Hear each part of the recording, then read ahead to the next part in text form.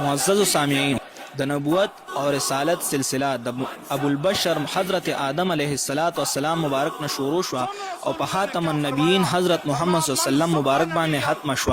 د خوږ پیغمبر حضرت محمد صلی الله علیه وسلم نه پس بل پیغمبر راتلونکي نشته.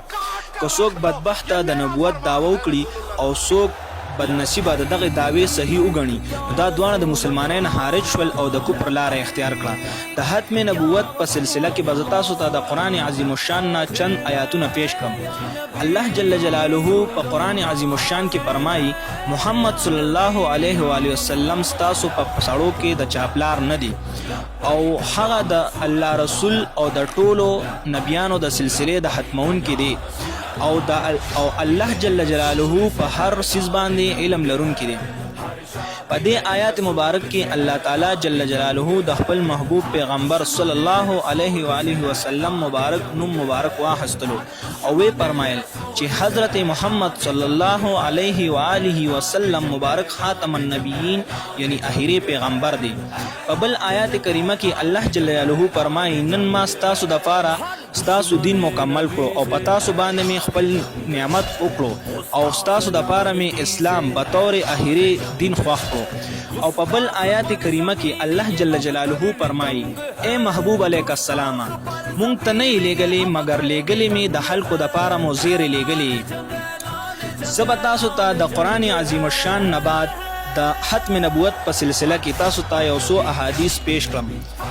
او دا حدیث شریف د صحیح بخاری کتاب المناقب نا ذکر شوی دی. د حضرت ابو هریره رضی الله تعالی عنه مبارک نه روایت دی چې خوږ پیغمبر حضرت محمد صلی الله علیه و آله وسلم مبارک او فرمایل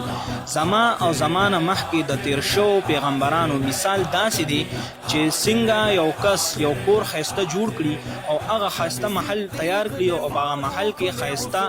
کلی خسته خختي ولګي خو په یو ګډ کې پای کې یو خخته خالی پریدي د یو خخت ځای پکې خالی پریږدي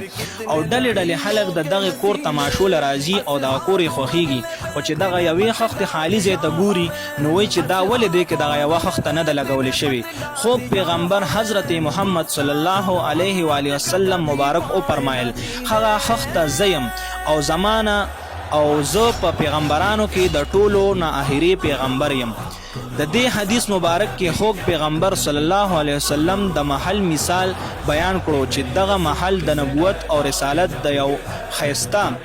په دې کې د یوې خختې پاتې کېدو او هغه د اخیری خختې بیان وکړو چې هغه زیم.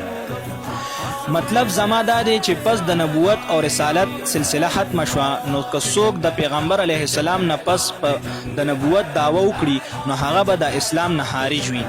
بل حدیث شریف کې ذکر دی د حضرت سعد بن ابي وقاص رضی الله تعالی عنه مبارک نه روایت دی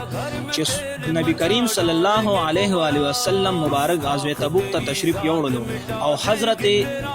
علی شیر خدا رضی الله تعالی عنه مبارک مدینه منوره کې پرې خودلو نو حضرت علی شیر خدا رضی الله تعالی عنه مبارک عرض وکړو یا رسول الله صلی الله علیه و آله وسلم ما تاسو د زنانو او د ماشومانو سره پرېږدئ. نو حضرت محمد صلی الله علیه و آله وسلم مبارک ورته وفرمایل